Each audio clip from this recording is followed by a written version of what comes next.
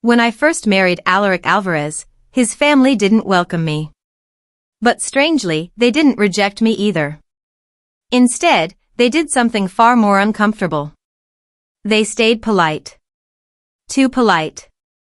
Every time I entered the room, conversations stopped for a second before continuing.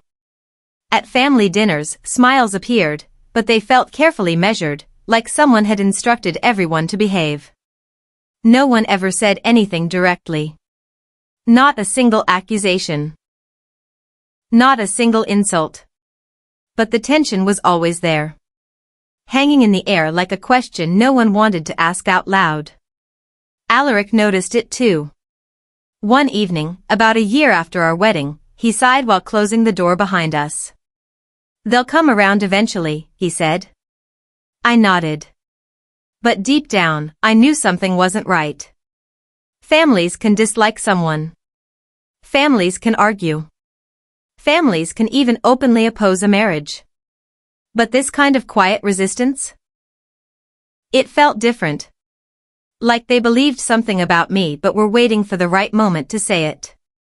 For 5 years, that moment never came. Until the night we started planning Alaric's 70th birthday celebration. That night, the truth finally slipped out. And once it did, there was no putting it back. But before we continue, if stories about family drama and unexpected justice resonate with you, like the video, subscribe, and comment where you're watching from. Now let me tell you how that evening began. My name is Paula Mendez, and I'm 40 years old. 5 years ago, I married a man who was already famous in our city long before I met him. Alaric Alvarez. His family owned one of the largest construction companies in the region. Their buildings shaped the skyline. Hospitals, office towers, entire residential districts. To many people, marrying Alaric must have looked like a dream. A wealthy husband. A powerful family. A comfortable life. But life inside the Alvarez family wasn't as glamorous as people imagined. From the beginning, there was always an invisible distance between me and them. His sister treated me with perfect manners, but never warmth. His mother spoke kindly, but never personally. And the rest of the relatives behaved as if they were studying me, quietly forming opinions they never shared. Only one person in that family ever treated me differently. Abuela Rosa. Alaric's grandmother. She was already well into her 90s when I met her, but she had the sharpest eyes in the room. She rarely spoke during family gatherings. But whenever she did, everyone listened. And that night, during the birthday preparations, she would listen more carefully than anyone else. Because she already knew something the rest of the family didn't. The argument began during the birthday planning dinner. It was supposed to be a simple family meeting. The entire Alvarez family gathered around the long dining table in the mansion to discuss the details of Alaric's upcoming 70th birthday celebration. Guest lists. Catering. Music. Speeches. Everything seemed normal at first. But tension builds quietly in families like this. Small disagreements. Sharp tones. Passive comments disguised as jokes. Alaric's sister, Elena, leaned back in her chair while reviewing the guest list. "Are we inviting the entire construction board?" she asked. "Yes," Alaric replied calmly. "They've been part of the company for decades." She nodded slowly. Then her eyes moved toward me. "Of course," she said with a faint smile. "I suppose the party will be quite impressive." Her tone sounded polite. But something underneath it felt sharper. A few minutes later the conversation shifted to inheritance laws and estate planning, topics that often appear whenever wealthy families gather. Elena suddenly laughed. A short, dismissive laugh. Then she said the sentence that finally revealed what everyone had been thinking for years. "Well," she said, glancing at me. "I guess some people already secured their future when they married into the family." The room became quiet. For 5 years, no one had said it out loud. But now the meaning was clear. And that accusation would return again. Much louder. On the night of the celebration itself. The dining room grew very quiet after Elena's comment.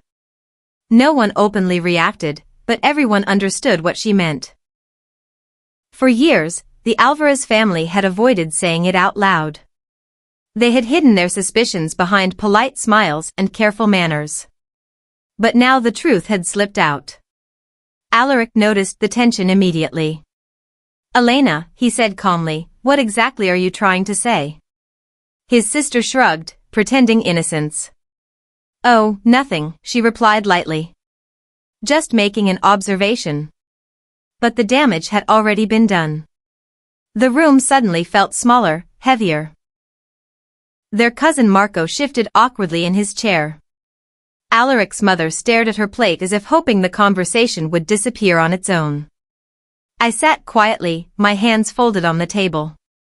For 5 years I had learned how the Alvarez family handled uncomfortable subjects. They avoided them. They circled around them. They hinted at them without ever saying the words directly. But Elena seemed ready to change that. She leaned forward slightly. "You know how people talk," she continued, glancing at me again. "When a woman 30 years younger marries a wealthy man." She let the sentence fade without finishing it. But she didn't need to. Everyone at the table understood. For the first time since I married Alaric, the suspicion that had followed me for years was finally visible in the open. And that small crack in the family's silence would grow much wider 2 weeks later. At the birthday celebration. Later that evening, after the planning dinner ended, Alaric and I walked out to the terrace overlooking the city.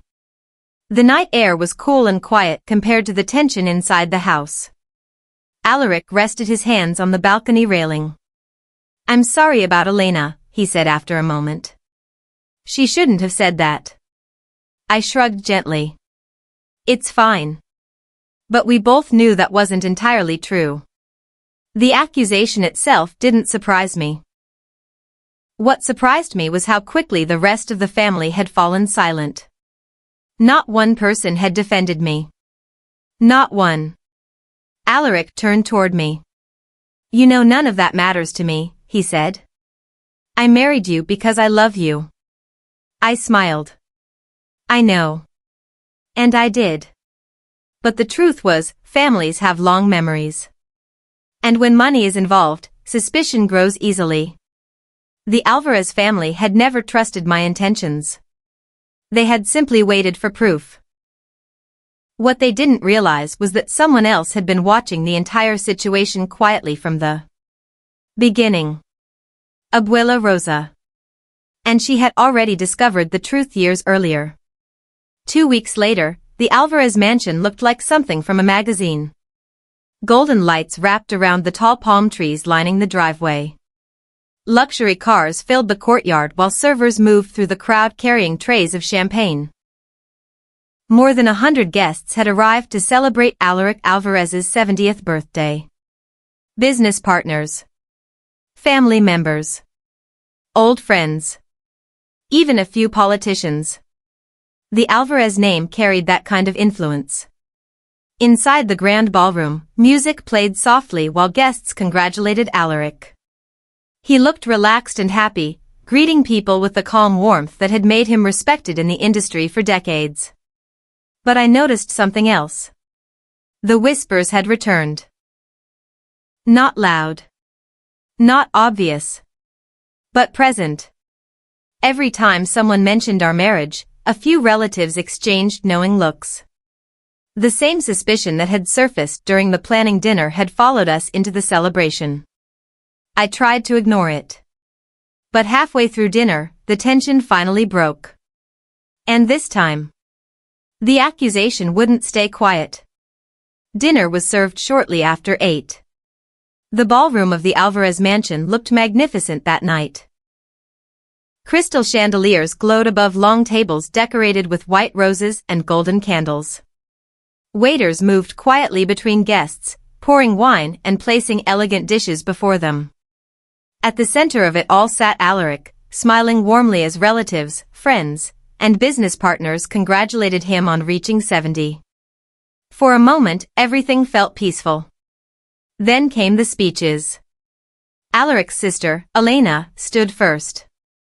She lifted her glass and smiled at the guests. 70 years, she said. That's quite an achievement. Everyone laughed politely. She began speaking about Alaric's career, the company, the family legacy.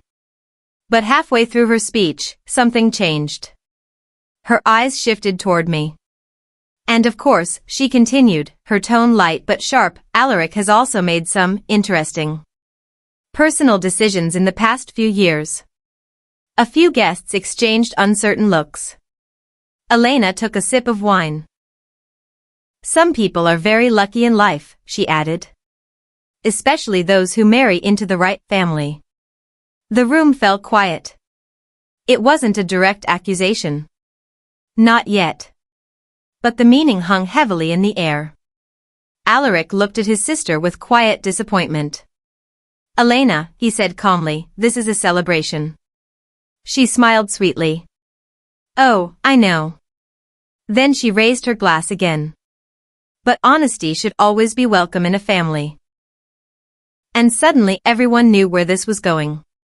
The speech ended with polite applause, but the mood in the room had shifted. People were whispering now. I could feel their curiosity. Their suspicion. Their quiet judgment.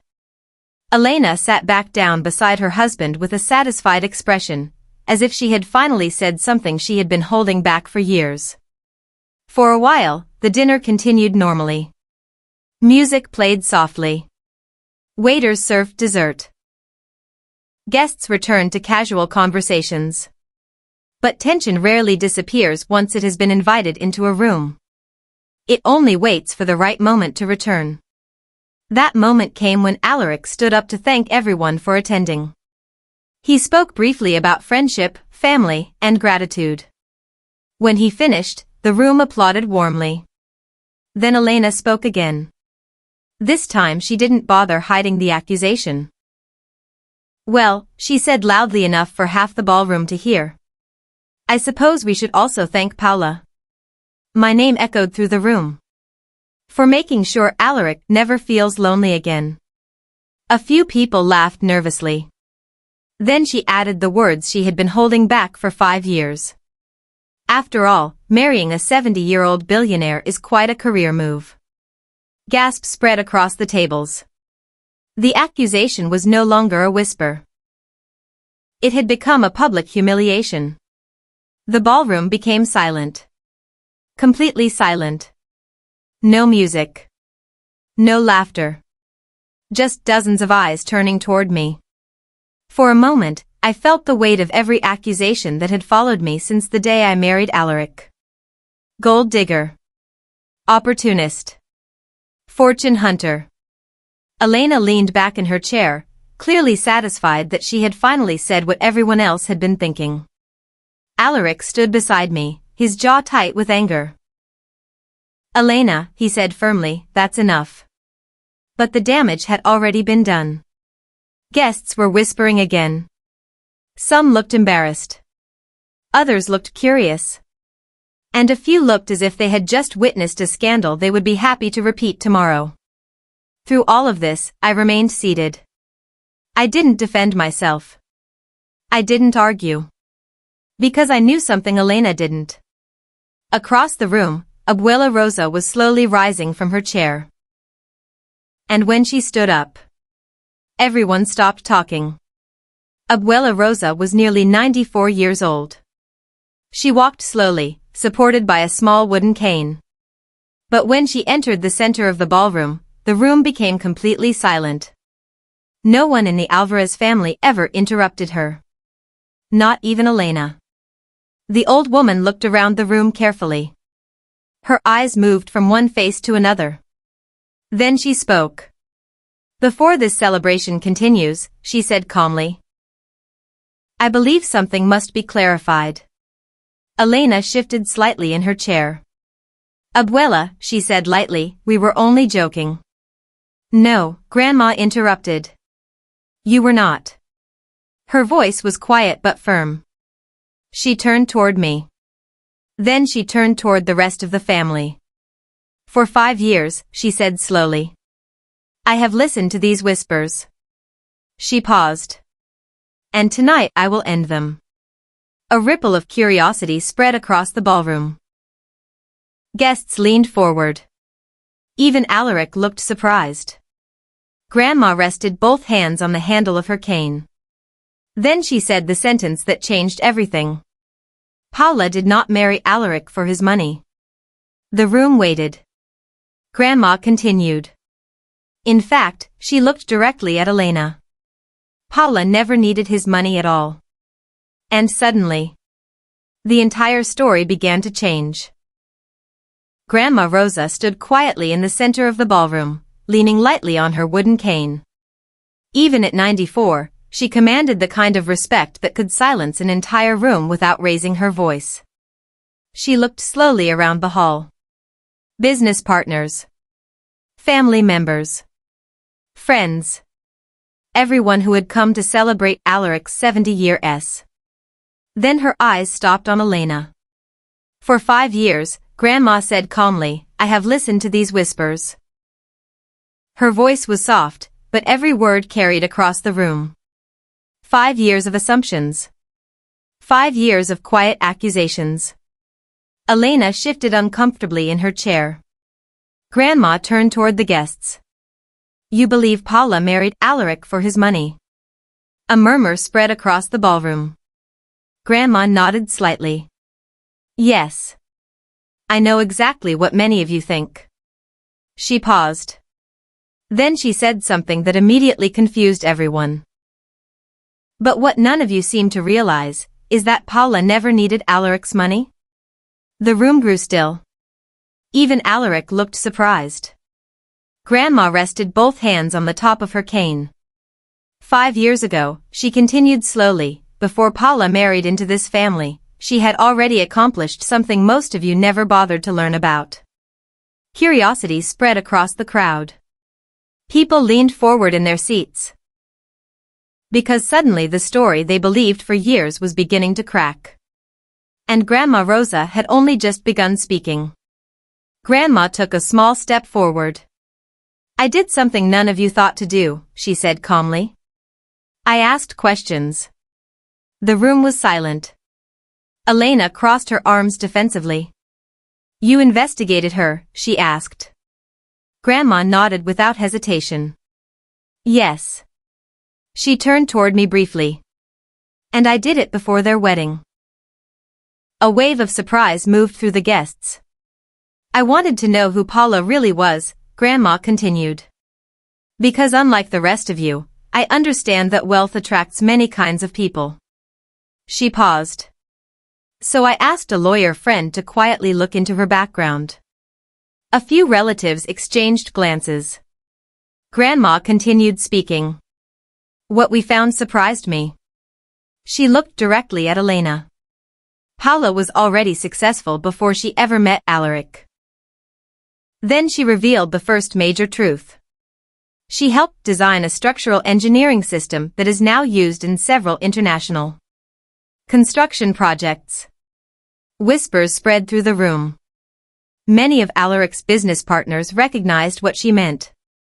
That design was sold to a global firm 4 years before she married Alaric.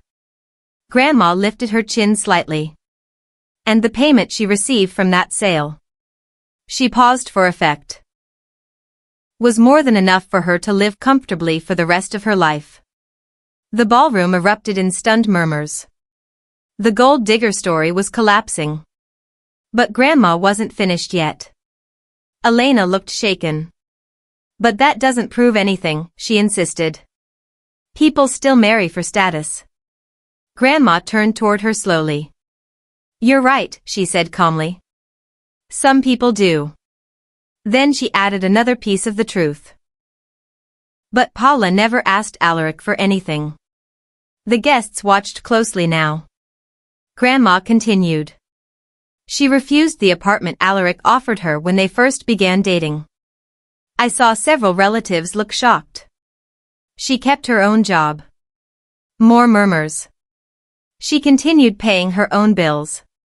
Grandma turned to the crowd again. And when Alaric offered to buy her a luxury car, Grandma smiled slightly. She told him she preferred her old one. Soft laughter spread through the room. Because suddenly the accusations sounded ridiculous. But Grandma had not yet revealed the most important truth. Grandma rested her hands again on her cane. Money, she said slowly, was never the reason Paola married Alaric. She looked around the room. You want to know the real reason? The room became silent again. Because now everyone wanted the answer. Grandma turned toward Alaric. Then she said something that surprised even him. 5 years ago, she said softly, Alaric was not the man you see tonight. Confusion spread across the ballroom. Grandma continued. He was lonely. She paused. Broken.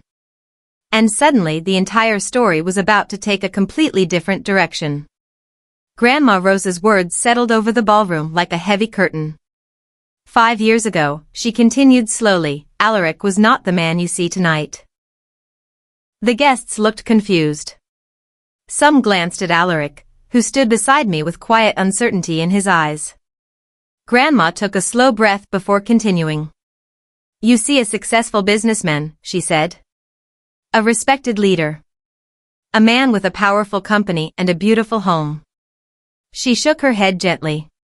But that was not the man I saw 5 years ago. The room stayed silent. 5 years ago, Alaric was alone. Elena frowned. That's not true. He had the family, the company? No, Grandma interrupted softly. He had responsibilities. That is not the same thing as having people. Her voice softened. After your grandfather passed, Alaric stopped caring about many things. The business continued because he was disciplined. But his heart, she paused, his heart was tired. Guests exchanged uneasy looks. Grandma turned slightly toward me. Then Paola entered his life. She rested both hands on her cane. And something remarkable happened. She looked directly at Elena. For the first time in years, I saw your brother laugh again. Grandma Rosa continued speaking slowly, as if every memory she described was unfolding before her eyes again. At first I did not trust it, she admitted. I thought perhaps this young woman had simply captured his attention. She smiled slightly. But weeks passed. Then months. Grandma turned toward the crowd of relatives and business partners. And I noticed something unusual. She raised a finger slightly. Alaric began arriving earlier at the office again. A few executives in the audience nodded, remembering. He started attending project meetings he had been ignoring. Grandma looked back toward the family. And most importantly, her voice softened.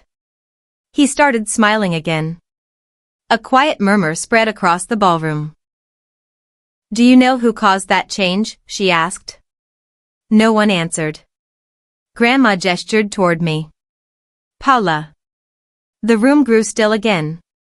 She did not ask him for money. She did not push him for influence.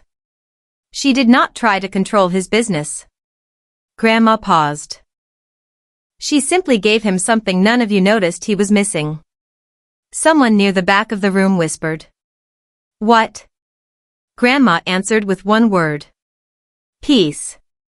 Grandma looked around the ballroom again, her sharp eyes moving from face to face. You all speak about money tonight, she said calmly. But none of you seem to remember something important. She turned toward the long table where several of Alaric's cousins were seated. For 3 years after your grandfather died, Alaric barely attended family gatherings. Several relatives lowered their eyes. He spent most evenings alone in his study. Grandma's voice remained steady. I know this because I lived in the same house. No one spoke. Many of you were busy with your own lives. Your careers. Your vacations. Your investments. Then she added something that made the room even quieter. But Paula noticed. Grandma pointed gently toward me. She noticed the loneliness none of you saw. The accusation now hung in the air, but it was directed at the family, not me. Grandma's voice softened again. And she chose to stay. Grandma rested her hands on her cane again. For 5 years, she said, this family has questioned Paula's intentions. She looked directly at Elena. You accused her of marrying Alaric for money. Elena said nothing. Grandma continued calmly. But the truth is far simpler. She turned toward Alaric. Paula gave you something no amount of money could ever buy. The guests leaned forward slightly. Grandma smiled. She gave you your life back. The room became completely silent. Because suddenly the accusations sounded small. Embarrassing. Even cruel. But Grandma wasn't finished. She lifted her chin slightly and said, and there is still one more truth none of you know. The room leaned closer. Because whatever she was about to say next was going to change everything. Grandma Rosa let the silence settle across the ballroom. More than 100 guests were now watching her carefully. For years, the Alvarez family had believed one simple story about me. That I married Alaric for money. But now that story was beginning to fall apart. Grandma slowly turned toward the family again. There is something else none of you bothered to learn, she said calmly. Her words echoed across the ballroom. Before Paula ever met Alaric, she had already built something remarkable. The room leaned forward. Curiosity spread across the tables. Grandma continued. Paula worked as an architect and structural engineer.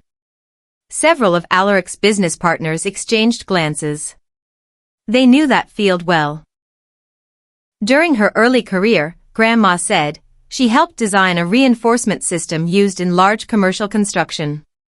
A few executives in the audience nodded slowly. They were beginning to recognize what she meant.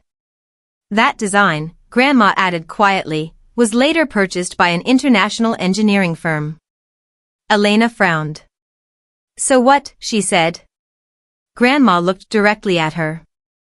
So the payment Paula received for that design. She paused. Was more than enough for her to live comfortably for the rest of her life. Gasps spread across the ballroom. The gold digger story had just lost its foundation. For a moment, no one spoke. The guests were still trying to process what they had just heard. Alaric looked at me with surprise in his eyes. You never told me that, he said quietly. I smiled gently. You never asked. Soft laughter rippled across the room. But the mood had changed. The whispers that once targeted me were now shifting toward the family. Elena's confident expression had disappeared. But wealth doesn't prove anything, she said defensively. Grandma nodded. You're right. Then she added something else. It proves nothing about love. She turned toward the guests again. But it does prove something about assumptions. Grandma's voice remained calm, but every word carried weight. For 5 years, this family judged Paula without ever asking who she truly was.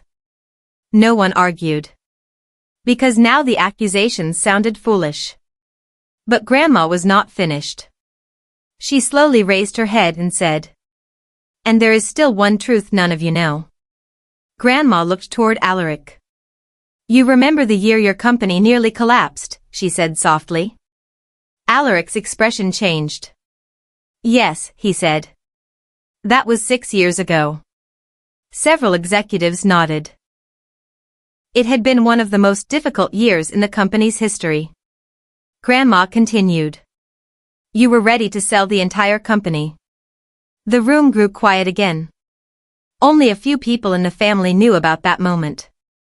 Alaric sighed slightly. I didn't believe the company could recover. Grandma nodded. That's true. Then she said something no one expected. But Paula did.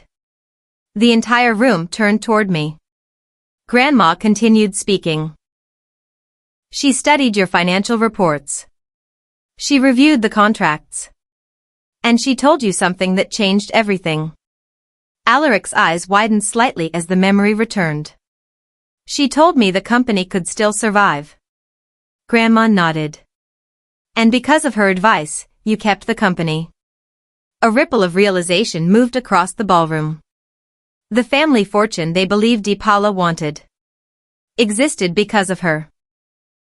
Grandma Rosa straightened slightly, her voice calm but powerful. For 5 years, this family accused Paula of chasing your wealth. She turned slowly toward the tables filled with relatives. But the truth is much simpler. She pointed her cane gently toward me. The reason this family still has its wealth. She paused. Is because of Paula. The room fell completely silent. Even the musicians had stopped playing. Elena stared at the floor.